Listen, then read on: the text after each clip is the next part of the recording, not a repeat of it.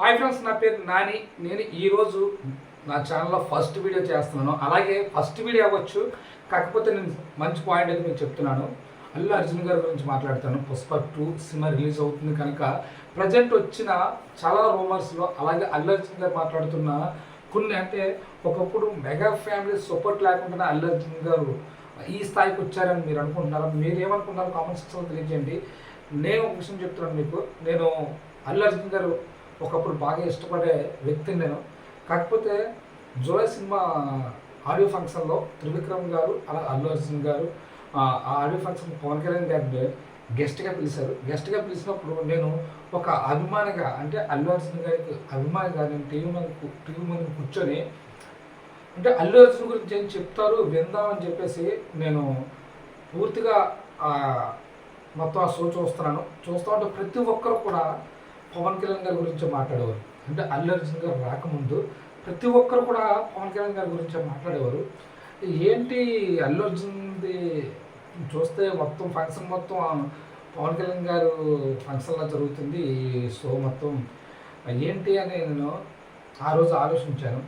తర్వాత అల్లు అర్జున్ గారు కూడా వచ్చి సేమ్ స్టార్ అంటే డ్యాన్సులు చేస్తున్నావు, ఫైట్లు చేస్తున్నావు, స్టార్ అవరు, అది అది ఆ క్రేజ్ ఒక బాబాయ్కి సొంతం, అది ఫస్ట్ స్టార్ అని చెప్పి చెప్తారు.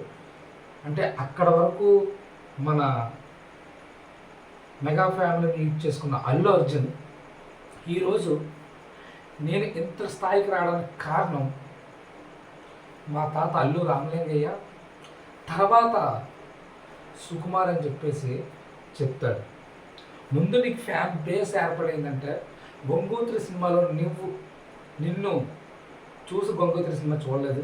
మెగాస్టార్ చిరంజీవి గారి మేనల్లు ఎవరో అర్జునట అని చెప్పేసి చూశారు. తర్వాత వచ్చే సినిమాలు నీకు హ్యాపీ యావరేజ్గా అనిపించింది.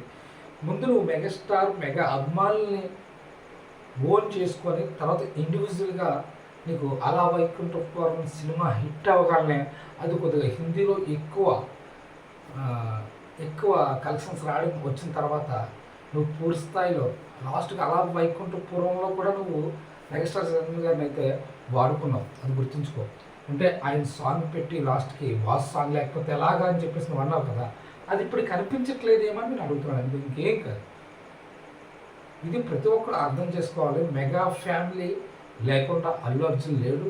ఈరోజు ఇండివిజువాలిటీ వచ్చేసి పుష్ప బాగా బ్లాక్ బస్టర్ అయింది. పుష్ప 2 కూడా మంచి హైప్ వచ్చింది, బాగుండాలి కాదనట్లేదు. కాకపోతే అల్లు అర్జున్ గారికి మాట్లాడే మాటలు మాత్రం కరెక్ట్ కాదని చెప్పేసి నేను అనుకుంటున్నాను. Thank you. మన ఛానల్ సబ్స్క్రైబ్ చేసుకో. వీడియో అయితే లాస్ట్ వరకు చూసినందుకు థ్యాంక్ యూ. మన ఛానల్ సబ్స్క్రైబ్ చేసుకోండి. ఎందుకంటే మెగా ఫ్యామిలీ ఉంటేనే అల్లు అర్జున్ ఈ స్థాయికి రాగలిగాడు, లేదంటే చాలా కష్టం అయి ఉండేది. Thank you.